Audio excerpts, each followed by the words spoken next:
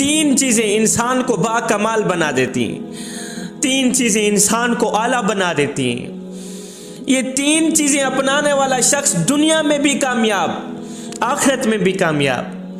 پہلی چیز تہجد کی نماز۔ تہجد کی نماز میں بہایا گیا ایک آنسو ساری زندگی بدل کے رکھ دیتا ہے۔ سچے دل سے مانگی گئی بس ایک دعا انسان کا نصیب پلٹ کے رکھ دیتی ہے۔ ہزاروں سوئے ہوئے لوگوں میں جب اس کا ایک بندہ تکلیف کے مارے جاگ رہا ہو، دکھوں کے مارے جاگ رہا ہو، پھر وہ کیسے اس بندے کو تڑپتا ہوا اکیلا چھوڑ سکتا ہے؟ اور جو اپنی نیند قربان کر کے، اپنا سکون قربان کر کے، آرام قربان کر کے اس رب کعبہ سے کچھ طلب کرنے آئے تو اللہ تعالیٰ اسے کیسے خالی ہاتھ واپس جانے دے سکتا ہے؟ حضرت سیدنا علی المرتضیٰ شیر خدا کرم اللہ وجہ الکریم نے کیا خوب فرمایا تھا، فرمایا جو ہاتھ تہجد کے وقت اٹھائے جاتے ہوں وہ کبھی ٹھکرائے نہیں جاتے، جو حرف تہجد کے وقت منہ سے ادا ہو جائیں وہ رد نہیں کیے جاتے، جو تہجد کے وقت مانگ لیا جائے وہ مانگ کبھی ادھوری نہیں رہتی۔ جوانوں، دل میں اٹھتی ہوئی مسلسل تکلیف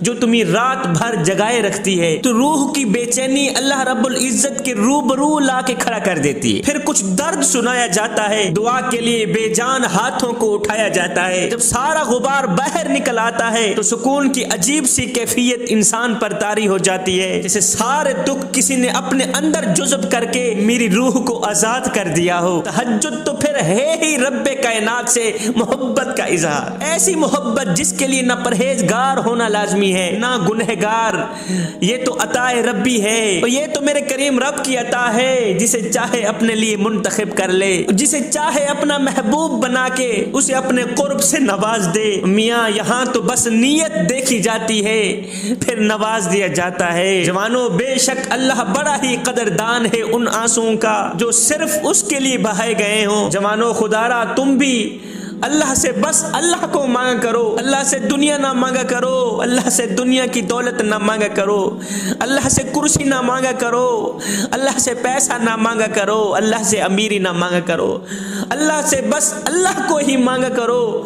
سنو، جب رب تمہارا ہو گیا تو پھر سب تمہارا ہو گیا، اور جان رکھو اس رب کائنات کے لیے کچھ بھی ناممکن نہیں، وہ جو چاہے کر سکتا ہے، اسے کسی کی مدد کی ضرورت نہیں، وہ تو مختار کل کائنات ہے، اس کریم رب کے ایک اشارے سے مقدر بدلتے نظر آتے ہیں۔ جوانوں، اس کے ایک کن سے ہزاروں تڑپتے ہوئے قرار پاتے ہیں، وہ تو زمین کا بھی نور، وہ تو آسمان کا بھی نور، اللہ نور السماوات والارض، تو پھر تم اس کی رحمت سے نا امید کیسے ہو سکتے ہو؟ نا امیدی اور مایوسی تو کفر ہے، اور جو کفر کرے اسے پھر کسی بھی چیز سے سکون کیسے مل سکتا ہے بھلا؟ تم لوگ اپنے کریم رب سے دعا کرو رو رو کر بھی، چپ کے بھی، واقعی اللہ تعالیٰ ان لوگوں کو پسند کرتا ہے جو لوگ ساری دنیا چھوڑ کر اپنے کریم رب کے ہو جاتے ہیں۔ فرمایا تین چیزیں اپنانے والا شخص دنیا میں بھی کامیاب، آخرت میں بھی کامیاب۔ تین چیزیں انسان کو باکمال بنا دیتی ہیں، ان میں سے پہلی چیز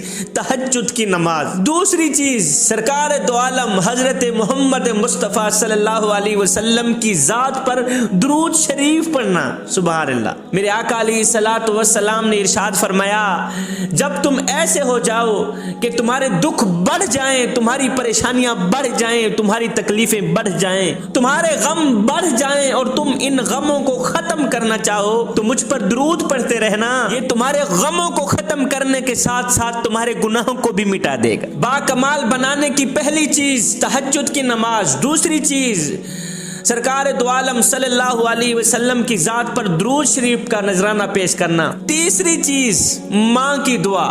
جب ماں دعا کرتی ہے تو دنیا کے سارے غم، دنیا کے سارے دکھ، دنیا کی ساری پریشانیاں آسانیوں میں بدلتی نظر آتی، دنیا کے سارے غم خوشیوں میں بدلتے نظر آتی جب بوڑھی ماں بیٹے کے لیے دعا کرتی ہے۔ کسی نے کیا خوب لکھا تھا، مجھے کسی کی دعا کی ضرورت نہیں، مجھے کسی کی دعا کی ضرورت نہیں، الحمدللہ میری ماں بھی زندہ ہے، میرا باپ بھی زندہ ہے۔ اپنے بوڑھے باپ کی خدمت کر کے، اپنے بوڑھے باپ کی نوکری کر کے، بوڑھے والدین کی نوکری کر کے، ان کی خدمت کر کے ان سے دعا لو۔ والدین کی دعا قیامت کے دن تمہاری بخشش کا ذریعہ بنے گی۔ تو جوانوں، تین چیزیں انسان کو باکمال بنا دیتی ہیں، تین چیزیں انسان کو اعلیٰ بنا دیتی ہیں. یہ تین چیزیں اپنانے والا شخص دنیا میں بھی کامیاب، آخرت میں بھی کامیاب. پہلی چیز تہجد کی نماز، دوسری چیز درود شریف، تیسری چیز بوڑھے والدین کی دعا. یہ تین چیزیں اپنا لو، خدا کی قسم دنیا میں بھی کامیاب ہو جاؤ گے، آخرت میں بھی کامیاب ہو جاؤ گے. تو جوانوں، یہ زندگی کے لمحے تمہارے اور میرے لیے غنیمت ہے. انہی لمحوں میں ہم کچھ کر لیں، انہی لمحوں میں کچھ اکٹھا کر لیں. انہی لمحوں میں جوانوں اپنے بوڑھے باپ کی چٹی داڑھی کا حیا کر لو. انہی لمحوں میں بوڑھے والدین کی خدمت کر لو، بوڑھے والدین کا سہارا بن لو. انہی لمحوں میں بوڑھے والدین سے دعائیں لے لو. انہی لمحوں میں آقا کریم علیہ الصلاۃ والسلام کی ذات پر ہزاروں بار، لاکھوں بار، کروڑوں بار زندگی میں درود شریف کے نذرانے بھیج لو. انہی لمحوں میں فجر پڑھ لو، انہی لمحوں میں ظہر پڑھ لو، انہی لمحوں میں عصر مغرب عشاء پڑھ لو. انہی لمحوں میں تہجد کی نماز ادا کر کے باکمال انسان بن جاؤ، اللہ کے ولی بن جاؤ.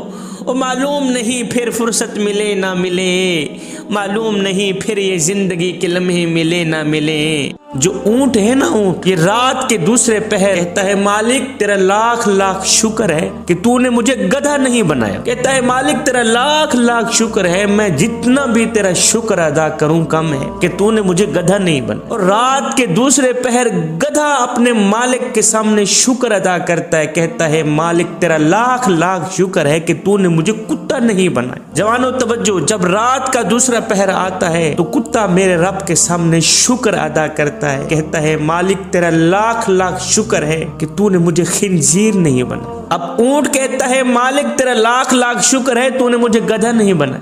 گدھا کہتا ہے مالک تیرا لاکھ لاکھ شکر ہے تو نے مجھے کتا نہیں بنایا. کتا کہتا ہے مالک تیرا لاکھ لاکھ شکر ہے کہ تو نے مجھے خنزیر نہیں بنایا.